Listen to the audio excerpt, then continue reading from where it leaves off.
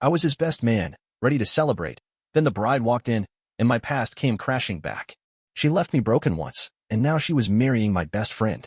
The phone buzzed on the kitchen counter late one Tuesday night, shattering the quiet hum of the apartment. It was Jason, his voice crackling with excitement through the speaker, words tumbling over each other like he couldn't get them out fast enough. He was getting married. After years of late-night talks about life, love, and everything in between, my oldest friend had finally found someone worth settling down with.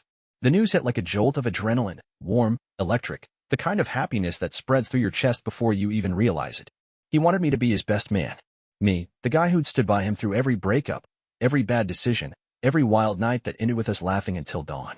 Of course I said yes. No hesitation, no questions, just pure excitement for him. Jason had always been the steady one, the guy who kept his head when the rest of us lost ours. Hearing him so giddy, so alive, made it impossible not to grin into the phone. He rambled on about the wedding, small venue, close friends, nothing too fancy, but when I asked about the bride, his tone shifted. A little laugh escaped him, quick and cryptic, before he brushed it off. He wasn't spilling details. Not her name, not how they met, nothing. Just a teasing hint that it'd be a surprise at the ceremony. My curiosity twitched, but I let it slide. Jason loved a good reveal, always had. Probably some inside joke or sentimental twist he'd cooked up to make the day unforgettable. I trusted him. Why wouldn't I?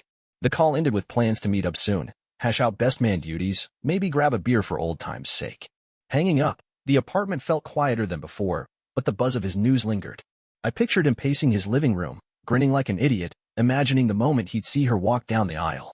It was hard not to feel a swell of pride, my best friend, finally taking the leap. The surprise didn't nag at me then. It was a detail, a quirk, something to chuckle about later. I had no idea that single word, surprise, would soon twist into a knot I couldn't untangle, pulling me into a nightmare I never saw coming.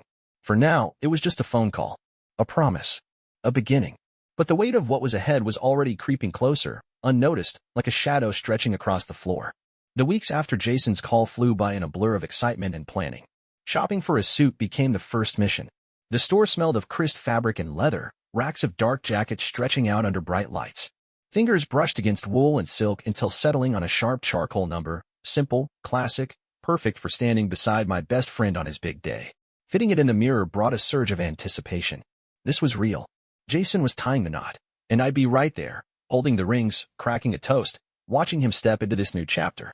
The suit fit like a glove, and for a moment, everything felt right, like the world was aligning just for him. Next came the bachelor party. Organizing it fell naturally into my hands. Jason deserved a night to remember, something low-key but epic, his style. A dive bar with good whiskey, a poker game in the back room, a playlist of songs we'd blasted in college. Friends trickled in with slaps on the back and loud laughs, pouring drinks and trading stories. Jason sat at the center of it all, eyes bright, grin wide, but something flickered beneath his usual calm. Every time the bride came up, he deflected. Someone asked to see a picture, casual, curious, the way guys do, and he just chuckled.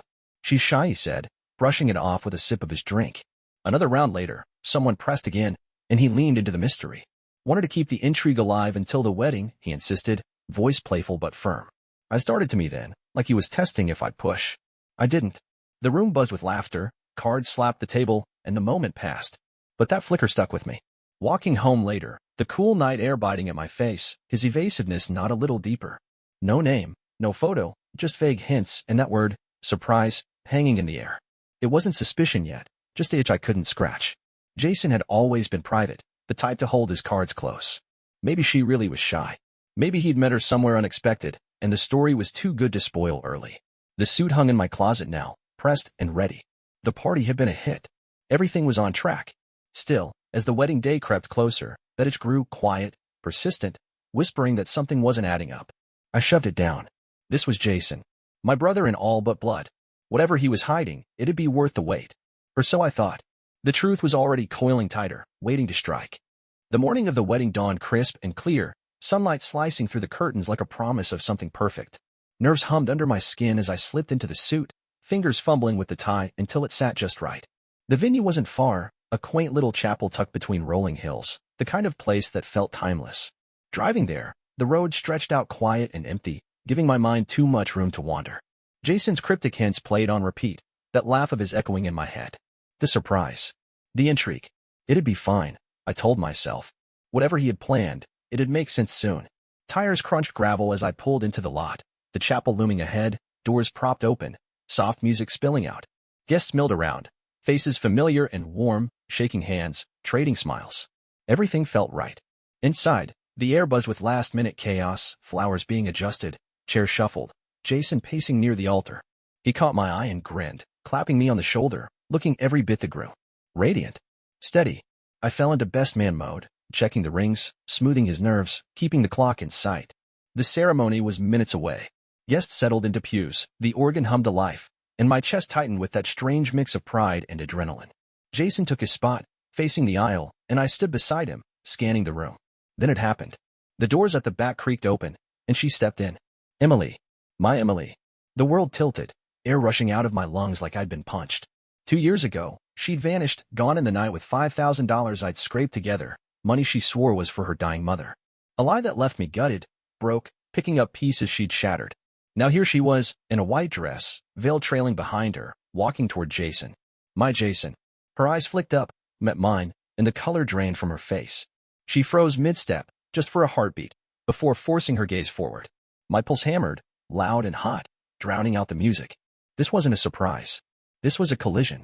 A betrayal wearing lace. Jason didn't turn, didn't see or falter, but I did. Every muscle locked, every thought scrambled. She was the bride. My ex. The thief. And I was standing here, rings in my pocket, watching her glide closer to the man I'd die for. The room spun, and the truth sank in. Nothing about this day would end the way it began. The chapel air thickened as Emily's gaze locked onto mine, a fleeting second stretching into something endless. Her face, framed by that delicate veil, went ghost white, lips parting like she'd forgotten how to breathe. Recognition flashed in her eyes, sharp, panicked, undeniable. My stomach churned, a sick heat crawling up my spine. 2 years of silence, of questions, of betrayal, and now she stood there, inches from marrying my best friend. Her step faltered again, barely noticeable to anyone else, but I saw it. I saw everything. She leaned toward Jason, her movement quick and jerky, whispering something low and urgent into his ear. His head snapped around, eyes finding mine, wide with confusion. Surprise flickered across his face, a question forming, but the organ swelled louder, drowning whatever he might have said. The ceremony was starting. Guests shifted in their seats, heads turning, oblivious to the storm brewing at the altar. The officiant stepped forward, voice ringing out with practiced calm, welcoming everyone to this joyous occasion. Joyous. The word landed like a brick in my chest. Jason straightened, facing front again, but his shoulders tensed, his glance darting back to me once more before settling. Emily smoothed her expression, masking the panic with a tight smile, though her hands trembled as she clutched the bouquet. My own hands balled into fists, the rings digging into my palm through the fabric of my pocket. Every instinct screamed to move, to shout, to stop this before it went any further, but my feet stayed rooted. The room blurred at the edges, sound warping into a dull roar, music, murmurs, the officiant's drone, all of it fading against the pulse thundering in my ears. She knew I knew. That whisper to Jason, that look he'd thrown me, it wasn't nothing. But he didn't understand, not yet. How could he? He'd never met her through me, never heard her name tied to mine. 2 years ago, she'd been my world, until she wasn't. Until she took everything and left me hollow. Now she was here, playing bride, and I was the best man, trapped in a moment I couldn't escape. The officiant kept talking, words about love and commitment slicing through the haze, each one twisting the knife deeper. Emily's eyes flicked to me again, brief but loaded, a silent plea or a warning, I couldn't tell. The ceremony rolled on, unstoppable, and I stood there, drowning in shock, the truth clawing at my throat, begging to be let out. The chapel walls seemed to close in as I stood beside Jason, the polished wood of the altar cool under my fingertips. The officiant's voice droned on, a steady rhythm of vows and blessings, but it barely registered. My mind spun, a chaotic whirl of memory and rage, pinned down by the weight of where I was. Best man, friend, witness. Emily's presence burned into my vision, her every move a fresh cut, how she stood so still, how her shoulders squared like she could will this moment into normalcy. Jason shifted beside me, oblivious, his focus locked on her, on this perfect day I was supposed to help make happen. My chest tightened, breath shallow, as the reality sank deeper. She wasn't just here. She was the bride. My ex. The liar who'd gutted me and vanished. Options crashed through my head, each one sharper than the last. Disrupt everything, step forward, voice shaking, and tell the room what she'd done.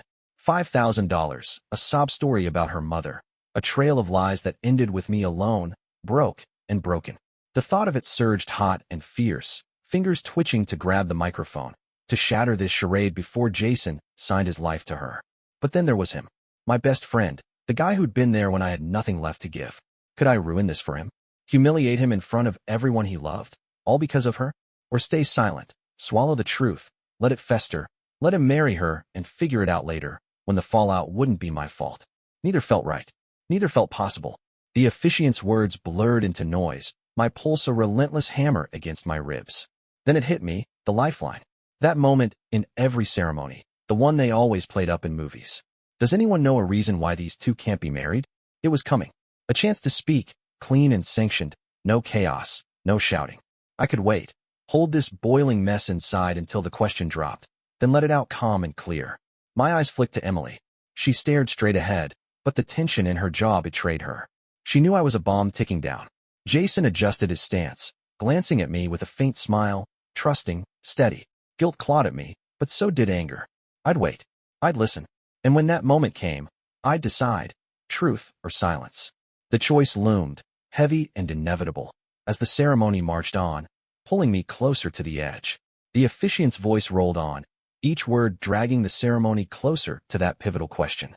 My nerves coiled tighter, every second a countdown to the moment I'd either unravel everything or choke it down. Jason stood steady beside me, oblivious to the storm raging in my head, while Emily's rigid posture screamed she was anything but calm. The air felt thick, suffocating, the weight of my decision pressing harder with every breath.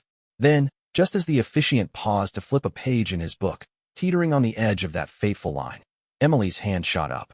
Her voice cut through, shaky but firm, asking for a short break. Murmurs rippled through the pews, heads turning, confusion stirring. Jason frowned, leaning toward her, but she waved it off with a tight smile, something about needing a moment. The officiant nodded, and before I could process it, she was moving, grabbing my arm, pulling me aside. We slipped into a narrow hallway off the chapel, the hum of the crowd fading behind us. Her grip was cold, trembling, and when she turned to face me, her eyes were wild, desperate. She didn't waste time. Words tumbled out fast, low, insistent. "It's not what you think," she said, voice cracking at the edges. "I'll explain everything. Don't ruin Jason's day." My jaw clenched, the sound of her voice igniting old wounds. Nights spent staring at an empty bank account, her number disconnected, her promises rotting in my memory. Not what I think. 2 years ago, she'd taken $5,000 and disappeared, leaving me to pick up the pieces. Now she stood here, in a wedding dress, begging me to trust her again. The audacity burned, hot and bitter, but her plea hung between us, fragile, almost convincing. She stepped closer, breath hitching, scanning my face like she could read the chaos behind my silence. Her explanation dangled unspoken, a lifeline she hadn't thrown yet, and part of me, stupid, reckless, wanted to hear it. Wanted to believe there was some twist that made this less insane. But the anger roared louder. She'd played me once. Now Jason was next. My fists tightened, the ring still in my pocket, a cruel reminder of why I was here. The break wouldn't last long. The officiant would call us back, and that question would still come. Her eyes pleaded, but mine hardened. Whatever she had to say, it'd have to be good. Time was slipping, and the truth was clawing its way out, whether she liked it or not. The chapel hummed with restless murmurs as Emily rejoined Jason at the altar, her composure a brittle shell. My pulse raced, the phone still warm in my hand from scrolling through the past. I couldn't let it sit there, unresolved, not with the officiant eyeing us, ready to push forward. Jason's shock from the evidence lingered, but it wasn't enough. He was teetering, not falling. I grabbed his elbow, firmer this time, and pulled him toward the side of the room, near a stained glass window that cast fractured light across the floor. The words I'd held back poured out, raw and unfiltered. Everything about Emily spilled into the space between us. How we'd dated for a year, how she'd wormed her way into my life with soft smiles and softer lies. The money, $5,000, handed over in a haze of trust, gone the next day along with her. The empty apartment, the disconnected phone, the police shrugging when I filed the report. It wasn't just a story, it was my wreckage, and now it was his warning. Jason listened, arms crossed, face tightening with every detail. His eyes flickered with something, recognition, maybe, but then they hardened. He stepped back, jaw clenched, and shook his head. He didn't believe me. The words hit like a slap. He thought I was jealous. She'd warned him, he said, voice sharp and low. Emily had told him I'd make things up, spin lies to tear them apart, because I couldn't handle her moving on. My stomach dropped, anger flaring hot and fast. Jealous? After what she'd done, I pointed at her across the room, her silhouette stiff against the altar, and hissed that she was the one lying, not me. But his gaze didn't follow. It stayed on me, cold, accusing, like I'd become the enemy in his story. The officiant coughed, louder this time, guests shifting in their seats, the ceremony itching to restart. Emily glanced over, catching the tension, and her lips pressed into a thin line. She'd planted this seed, calculated, perfect, and Jason had swallowed it whole. My best friend, the guy I'd bleed for, stared at me like I was a stranger trying to sabotage his happiness. The evidence wasn't enough. My word wasn't enough. Her shadow loomed larger now, twisting trust into doubt, and I stood there, exposed, powerless, as the truth I'd laid bare crumbled under his refusal. Time was running out, and the rift between us widened with every second. The stained glass glow pulsed behind Jason as his words, jealousy, lies, hung heavy in the air, slicing deeper than I'd expected.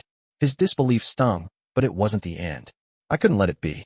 The ceremony loomed, the officiant's impatient shuffle signaling we were out of borrowed time, yet Emily's grip on him held firm. My hand went to my phone again, fingers trembling not from nerves, but from fury. If words wouldn't break through, proof might. I pulled him closer to the window, away from prying eyes, and shoved the screen in his face. First, the photos, snapshots of me and Emily, her arms slung around my shoulders at a bar, laughing, dated 3 years back. Then the messages, her texts pleading for cash, weaving that sob story about her mother's treatment, timestamps glaring like accusations. Finally, the police report, official and stark, detailing the $5,000 that vanished with her, my name as the complainant, her name as the ghost. Jason's eyes widened as he scrolled, breath catching in sharp little gasps. The color drained from his face, shock etching lines where certainty had been moments ago. He lingered on the report, thumb hovering over the screen, like he could will it to rewrite itself. My chest burned watching him process it, the shift from blind trust to something raw, unsteady. He handed the phone back, hands unsteady, and muttered under his breath. Maybe it's a misunderstanding, he said, voice thin, grasping at anything to soften the blow. A misunderstanding? The words ignited a fresh wave of frustration, but I saw it in his eyes. He wasn't dismissing it outright anymore. Doubt had crept in, a crack in the wall Emily had built around him. Across the room, she stood poised, watching us, her calm facade fraying at the edges. She shifted her weight, bouquet trembling slightly, and I knew she sensed the tide turning. The evidence wasn't just a story now. It was tangible, documented, a past she couldn't erase with a whisper. Jason rubbed his face, torn, glancing between me and her. The woman he loved clashing with the woman I'd lost. The officiant called out, voice firm, pulling us back to the altar. Guests craned their necks, curious, restless. Time pressed in, relentless, but the seed was planted. Jason's hesitation was my foothold, shaky, fragile, but real. The truth was out, and it was up to him to face it or bury it. Either way, I wasn't done fighting. The chapel buzzed with tension as Jason and I stepped back into the main hall, the stained glass moment fading behind us. My phone felt heavy in my pocket, the evidence still glowing in his mind. I could see it in the way his jaw flexed, the way his eyes darted toward Emily. The officiant raised an eyebrow, ready to resume, but Jason held up a hand, stopping him mid-breath. Guests shifted, whispers rising like static, sensing something off. He turned to Emily, standing there in her white dress, veil catching the light, and his voice came out low, strained. He asked her to explain. Not me, not the photos or the report, just the situation, blunt and direct, like he needed to hear it from her lips to make it real. She blinked, caught off guard, her poised mask slipping for a heartbeat. The room seemed to shrink, every eye on her as she fumbled for words. At first, she tried to deflect vague mentions of misunderstandings, of timing, her voice soft and pleading, the way it had been when she'd asked me for the money years ago. But Jason didn't budge. His stare bore into her, unwavering, and the cracks widened. She stumbled over details, dates that didn't line up, excuses that tangled into nonsense. Her hands twisted the bouquet, petals dropping to the floor, and then it came. The admission. She took the money, she said, voice barely above a whisper, eyes darting to me then away. $5,000, lifted from my account, but she planned to pay it back. Planned to. The words hung there, flimsy and hollow, a lifeline too thin to hold. Jason's face darkened, shock giving way to something sharper, betrayal, raw and unfiltered. The guests leaned in, murmurs swelling, catching fragments of her confession. Emily pressed on, flustered now, claiming she'd meant to fix it, that she'd changed, that this wasn't who she was anymore. But the details stayed muddled, her story fraying under scrutiny. I stood silent, pulse pounding, watching her unravel. Jason's hands clenched at his sides, torn between the woman he'd vowed to marry and the truth she buried. The officiant shifted awkwardly, ceremony derailed, and the air thickened with the weight of what came next. She'd admitted it, part of it, at least, but the damage was done. The hall held its breath, waiting for Jason to decide, and I braced for the fallout, knowing nothing would be the same. The chapel fell silent after Emily's confession, her weak excuses dissolving into the stunned air. Jason stood frozen for a moment, eyes locked on her, then turned away, shoulders slumping under the weight of it all. The officiant stammered, unsure, but Jason waved him off, voice rough as he called it. The wedding was canceled. Gasps rippled through the pews, guests exchanging wide-eyed looks, but he didn't falter. He walked out, past the flowers, past the altar, leaving Emily stranded in her white dress, bouquet limp in her hands. I followed, catching up outside where the air hit cold and sharp. He didn't say much at first, just stood there, staring at the hills, heartbreak carving lines into his face.